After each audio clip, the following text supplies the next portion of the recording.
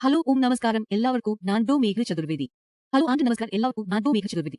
ഇന്ന് നാം സോറിയാസിസിനെ കുറിച്ച് സംസാരിക്കുന്നു. അതായത് സോറിയാസിസ് നിങ്ങളുടെ മുഖത്ത് വളരെ ഗുരുതരമായോ അത്രയും പ്രകോപിതമായോ ആണ് എത്തുന്നത്. അത് ചുവപ്പോ മുഖക്കുരുക്കളോ ആയിരിക്കാം. അതിനാൽ നിങ്ങൾ ഇത് എങ്ങനെ പരിപാലിക്കണം, അതിന്റെ വർധനവ് എങ്ങനെ തടയാം, നിങ്ങളുടെ മുഖം എങ്ങനെ നന്നായി സംരക്ഷിക്കാം എന്ന് നമ്മൾ ഇന്ന് ചർച്ച ചെയ്യും. സോറിയാസിസ് വർദ്ധിച്ച രൂപത്തിൽ വർദ്ധിക്കുമ്പോൾ അത് അടുത്ത ഘട്ടത്തിലേക്ക് പോകുന്നു. പിന്നീട് അത് മുഖത്ത് കൂടുതലായി വർദ്ധിക്കുന്നു. മുഖത്ത് പ്രത്യക്ഷപ്പെടുന്നു. അവസാന ഘട്ടത്തിൽ മുഖത്ത് പ്രത്യക്ഷപ്പെടുന്നു.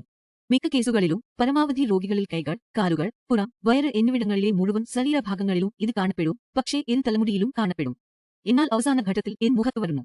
അതിനാൽ അത്തരം സന്ദർഭങ്ങളിൽ നിങ്ങൾ എന്ത് ചെയ്യണമെന്നും അതിനെ എങ്ങനെ പരിചരിക്കണമെന്നും ഞങ്ങൾ ചർച്ച ചെയ്യും. ഒന്നാമതായി, ചികിത്സ മുഖത്ത് വർദ്ധനവ് ഉണ്ടാകാത്ത തരത്തിലായിരിക്കണം. മുഖത്ത് ഇത് വർദ്ധിക്കുന്നുണ്ടെങ്കിലും നിങ്ങൾ കഴിക്കുന്ന മരുന്നുകളെയോ ഡോക്ടറിൽ നിന്ന് ലഭിക്കുന്ന ചികിത്സയെയോ ഡോക്ടറോട് ചർച്ച ചെയ്യുക. കാരണം പലപ്പോഴും നിങ്ങൾ സ്റ്റിറോയിഡുകൾ എടുക്കുമ്പോഴോ നിങ്ങളുടെ ചികിത്സ മാറ്റുമ്പോഴോ മറ്റേതെങ്കിലും ചികിത്സ എടുക്കുമ്പോഴോ നിങ്ങൾ ചികിത്സ മാറ്റുമ്പോൾ സംഭവിക്കുന്നത് തുടർന്ന് പ്രാരംഭ മുതൽ ദിവസത്തെ പരിവർത്തന ഘട്ടത്തിൽ നിങ്ങളുടെ രോഗം മുതൽ വരെ വർദ്ധിക്കുന്നു. അതിനുശേഷവും ഇത് വർദ്ധിക്കുകയും ഭേദമാകാതിരിക്കുകയും ചെയ്യുന്നുവെങ്കിൽ നിങ്ങൾ നിങ്ങളുടെ ഡോക്ടർ മേഘ ചതുർവേദിയുമായി സംസാരിക്കേണ്ടതുണ്ട്. കാരണം ഇത് മുഖത്ത് കാണാൻ തുടങ്ങുമ്പോൾ നിങ്ങൾക്ക് ചൊറിച്ചിലും സാമൂഹിക അപമാനവുമുണ്ടാകും. നിങ്ങളുടെ ആത്മവിശ്വാസം തകരും.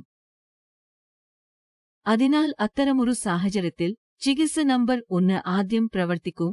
അത് വർദ്ധിച്ചാലും അത് ഭേദമാക്കണം. അത് കൂടുതൽ വർദ്ധിക്കാൻ അനുവദിക്കരുത്. രണ്ടാമതായി, എന്റെ ചികിത്സയിൽ ഞങ്ങൾ എണ്ണ, ലേപനങ്ങൾ എന്നിവ നൽകുന്നു. അതിനാൽ ഒരു സമയത്ത് നിങ്ങൾക്ക് എണ്ണ പ്രയോഗിക്കാം, അല്ലെങ്കിൽ മറ്റൊരു സമയത്ത് ലേപനങ്ങൾ പ്രയോഗിക്കാം. ഇവ കലർത്തിയ ശേഷം നിങ്ങൾ സാധാരണ ക്രീം വളരെ സൗമ്യമായി പുരട്ടണം. പിന്നീട് നിങ്ങളുടെ മുഖം സാധാരണ രീതിയിൽ കഴുകുക. വെള്ളം. നിങ്ങൾ പതിവായി പൊടികങ്ങൾ ചെയ്യുകയോ ഷേവിംഗ് ചെയ്യുകയോ ഫേസ് വാക്സ് ചെയ്യുകയോ ആണെങ്കിൽ ചില ദിവസങ്ങൾക്ക് അത് ഒഴിവാക്കണം. കുറച്ച് ദിവസങ്ങളിൽ ബ്ലീച്ച് ഒഴിവാക്കണം. അത്തരം മേക്കപ്പ് ഉൽപ്പന്നങ്ങളോ അത്തരം ദോഷകരമായ കെമിക്കൽ ക്രീമോ പ്രയോഗിക്കാൻ പാടില്ല, അല്ലെങ്കിൽ മേക്കപ്പ് ഉൽപ്പന്നം പ്രയോഗിക്കരുത്. ഇത് ചൊറിച്ചിലും കത്തലും വർദ്ധിപ്പിക്കുകയും കൂടുതൽ വഷളായ രൂപത്തിൽ പ്രത്യക്ഷപ്പെടുകയും വേണം. ഫേസ് വാഷ് എങ്ങനെ ചെയ്യണമെന്ന് നിങ്ങൾക്ക് മനസ്സിലാക്കാൻ കഴിയുന്നില്ലെങ്കിൽ സോറിയാസിസ് രോഗികൾക്കുള്ള ബോഡി വാഷായ സിയയുടെ ഉൽപ്പന്നങ്ങൾ നിങ്ങൾക്ക് എടുക്കാം. കൂടാതെ നിങ്ങളുടെ ചർമ്മം വരണ്ടുപോകാതിരിക്കാനും ഹൈഡ്രേറ്റഡ് ആയി തുടരാനും സിയയുടെ മോയ്സ്ചറൈസർ പ്രയോഗിക്കാം. ഇപ്പോൾ പലപ്പോഴും മുഖത്ത് ചുവപ്പ് അല്ലെങ്കിൽ സോറിയാസിസ് വരുന്നവരുടെ വയറ് വളരെ അസ്വസ്ഥമാണ്. അവർ വളരെ മലബന്ധത്തിലാണ്. അതിനാൽ നിങ്ങൾക്ക് മലബന്ധം ഒഴിവാക്കേണ്ടതുണ്ട്. നിങ്ങൾക്ക് ഈ മിശ്രിതം കഴിക്കാം, അല്ലെങ്കിൽ ധാരാളം ഫൈബർ ഉള്ളത് കഴിക്കണം. ഫൈബറിലുള്ള ഉൽപ്പന്നങ്ങളും നാരുകളാൽ സമ്പന്നമായ ധാരാളം ഭക്ഷ്യവസ്തുക്കളും ഉണ്ട്. ഇവ സാലഡ്, ക്രൂസിഫറസ് പച്ചക്കറികൾ പോലെയുള്ളവയാണ്. നിങ്ങൾ അവ അസംസ്കൃത രൂപത്തിലോ പച്ചക്കറികളുടെ രൂപത്തിലോ കൂടുതൽ കഴിക്കുമ്പോൾ നിങ്ങളുടെ വയറ് കൂടുതൽ വൃത്തിയുള്ളതായിരിക്കും. അതിനാൽ മലബന്ധം അനുവദിക്കരുത്.